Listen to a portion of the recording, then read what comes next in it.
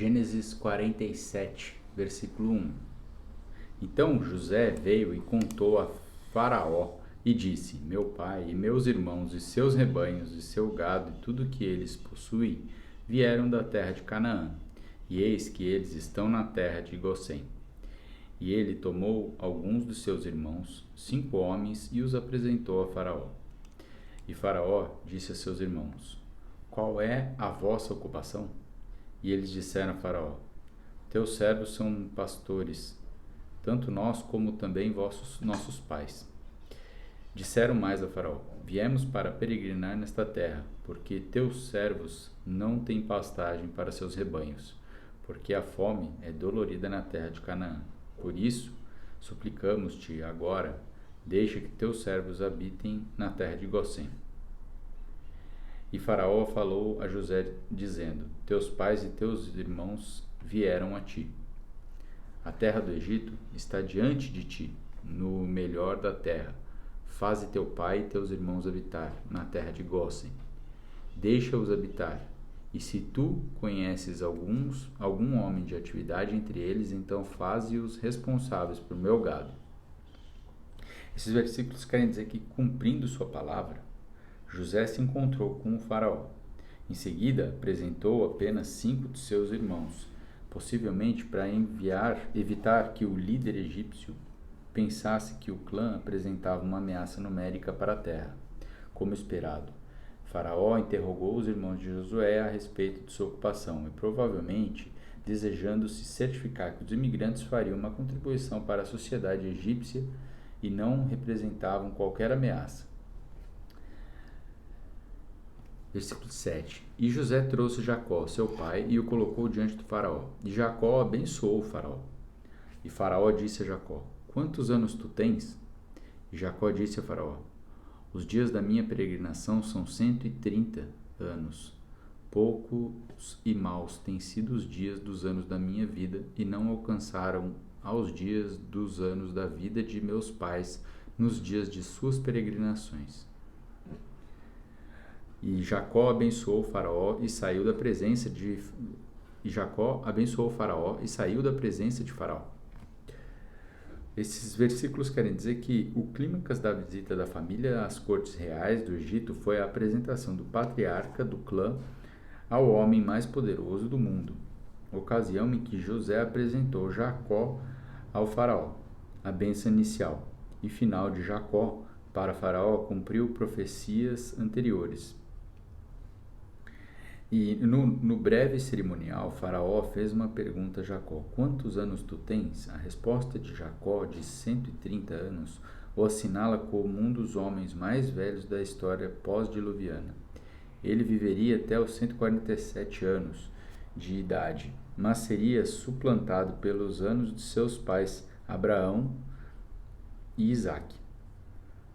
Versículo 11. E José estabeleceu seu pai e seus irmãos e lhes deu posses na terra do Egito, no melhor da terra, na terra de Ramsés, como Faraó ordenava. E José sustentou seu pai e seus irmãos e toda a casa de seu pai com pão, de acordo com suas famílias. Esses versículos querem dizer que a terra de Ramsés é um nome alternativo para a terra de Gósen, e pode ser o resultado de uma atualização dos nomes dos lugares realizados por um escriba posterior, uma vez que a cidade, por nome Pi-Ramsés, atual Quantir, 65 km do nordeste de Cairo, serviu como capital do Egito, apenas de 1295 a 1065 a.C., muito depois do tempo de Jacó. 13. E não havia pão em toda a terra, porque a fome era muito dolorida, de todo modo que a terra do Egito e toda a terra de Canaã desfaleciam por causa da fome. E José ajuntou todo o dinheiro que foi encontrado na terra do Egito e na terra de Canaã pelo trigo que eles compravam. E José levou o dinheiro para a casa de Faraó. E quando o dinheiro acabou na terra do Egito e na terra de Canaã, todos os egípcios vieram a José e disseram: Dá-nos pão, porque morremos na tua presença, pois o dinheiro acabou. E José disse: Dai o vosso gado, e vos darei pelo vosso gado, se não há dinheiro. e eles levaram seu gado a José. E José lhes deu pão em troca pelos cavalos e pelos rebanhos, e pelo gado dos rebanhos, e pelos jumentos. E durante daquele ano, eles os alimentou em troca de todo o seu gado. Esses versículos querem dizer que exatamente como o Senhor revelara a José, a fome era muito dolorida, que nem o Egito nem Canaã podiam produzir mantimento. Todavia, por causa do seu sábio planejamento de José, as pessoas ainda podiam comprar grãos que ele havia armazenado. Contudo, como a fome progredia, os habitantes da região gastaram todo o seu dinheiro. Por essa razão, José autorizou um sistema de permuta para trocar rebanho por comida. Versículo 18. Quando aquele ano terminou, vieram a ele no segundo ano e lhe disseram: Não ocultaremos a meu senhor que nosso dinheiro acabou. Meu senhor também tem nossos rebanhos de gado. Nada nos sobrou diante da vista do meu senhor, exceto nossos corpos e nossas terras. Por que morremos diante dos teus olhos, tanto nós como a nossa terra? Compra nós e a nossa terra por pão, e nós, a nossa terra, seremos servos de Faraó. E dá-nos semente para que possamos viver, e não morrer, para que a terra não seja desolada. E José comprou toda a terra do Egito para Faraó, porque os egípcios venderam, cada homem o seu campo, porque a fome prevalecia sobre eles. Assim a terra passou a ser de Faraó. E quanto ao povo, ele os removeu para cidades desde as extremidades das fronteiras do Egito até a outra extremidade. E somente a terra dos sacerdotes ele não comprou, pois os sacerdotes possuíam uma porção atribuída por Faraó, e comiam a sua porção que Faraó lhes dava. Por isso eles não venderam suas terras.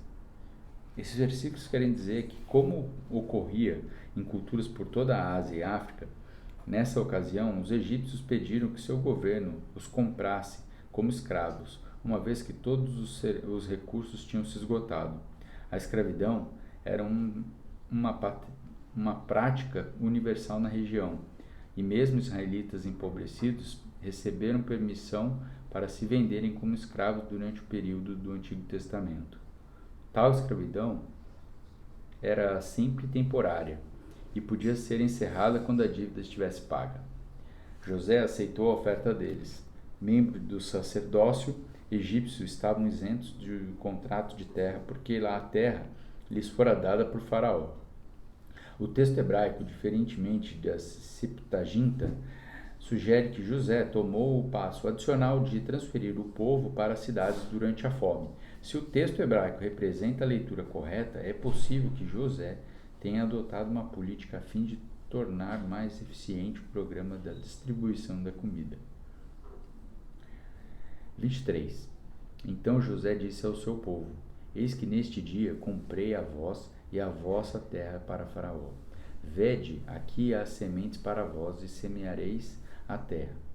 E acontecerá que das colheitas dareis uma quinta parte a Faraó, e 4 partes serão vossas, para semear o campo e para o vosso alimento, e para o das vossas famílias, e para o alimento das vossos pequenos. Eles disseram: Tu salvastes as nossas vidas, que encontremos graças à vista de meu senhor, e nós seremos servos de Faraó.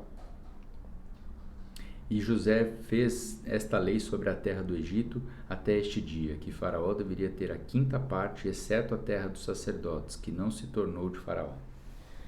Esses versículos querem dizer que, embora os cidadãos tenham desistido da posse da sua terra, José permitiu que eles continuassem trabalhando em seus antigos campos. O requisito de dar a quinta parte da sua produção ao Faraó era bem menos do que os 2/3 a uma metade que os agricultores iraquianos teriam de pagar a Hammurabi, descontadas as despesas. Os cidadãos egípcios agradecidamente aceitaram o programa de José. As políticas de José produziram uma estabilidade social, tal que elas permaneceram em vigor até os dias do escritor bíblico, centenas de anos depois. 27. E Israel habitou na terra do Egito, na região de Gósen, e eles tinham posses ali, e cresceram e multiplicaram grandemente. E Jacó viveu na terra do Egito por 17 anos. Assim, toda a idade de Jacó foi de 147 anos. Chegando-se ao tempo de Israel, deviam morrer. Ele chamou seu filho José e lhes disse: Se agora eu encontrei graças à tua vista, rogo-te que ponhas tua mão debaixo da minha coxa e age com bondade e verdade para comigo. Não me enterres, rogo-te, no Egito. O versículo 27 quer dizer que enquanto os egípcios estavam perdendo seus bens na sua terra e a liberdade por causa da fome, os israelitas prosperavam. O contraste neste ponto entre o Egito e Israel dificilmente poderia ser mais complexo, entretanto, a situação seria revertida mais tarde.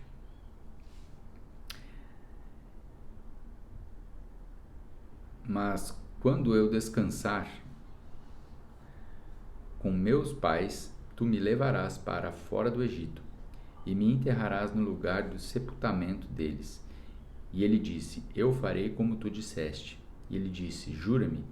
E lhe jurou, e Israel se curvou sobre a cabeceira da cama. Esses versículos finais querem dizer que, ao se aproximar a morte de Jacó, ele chamou seu filho José e o fez prestar um solene juramento com sua mão posta debaixo da coxa de Jacó, um ato que expressa grande confiança e acompanhava apenas os pedidos mais importantes. Jacó pediu que seu filho não o enterrasse no Egito, pelo contrário, que ele fosse enterrado na terra prometida, com seus pais no lugar de sepultamento deles, próximo a Hebrom, na caverna de Macpela.